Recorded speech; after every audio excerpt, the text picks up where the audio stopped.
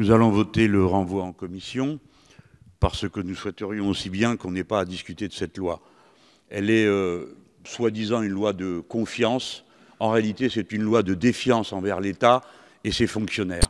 Il est déplorable qu'on ait ici à débattre de la qualité des échanges de courriers entre les gens et les fonctionnaires de l'État.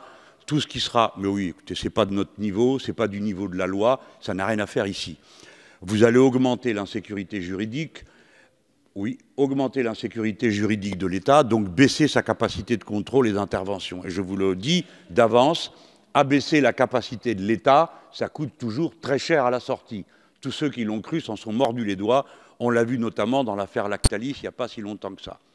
Voilà. Alors, dans ces conditions, nous y retrouvons la patte habituelle.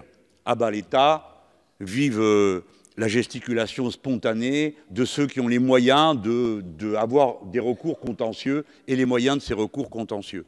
Le contentieux va exploser, l'État sera mis en doute, tout cela est injuste. Si vous deviez vous intéresser à quelque chose qui vaille la peine pour le commun des mortels, mieux vaudrait s'intéresser aux bureaucraties privées, alors à la floraison de leur paperasse pour le moindre service à rendre et l'impunité totale dans laquelle elles fonctionnent quand elles se dérobent à leurs obligations à l'égard de leurs clients. Vous avez tort de désarmer l'État, vous avez tort de mettre de la méfiance contre les fonctionnaires. Si vous voulez que ça marche mieux, eh bien oui, changeons des procédures ici ou là, il n'y a pas besoin de la loi pour ça, mais surtout augmentons le nombre des fonctionnaires. Si vous augmentez le nombre des règlements et diminuez le nombre des fonctionnaires, vous aurez ce que vous avez déjà eu dans Lactalis, sous une forme généralisée dans tout l'État.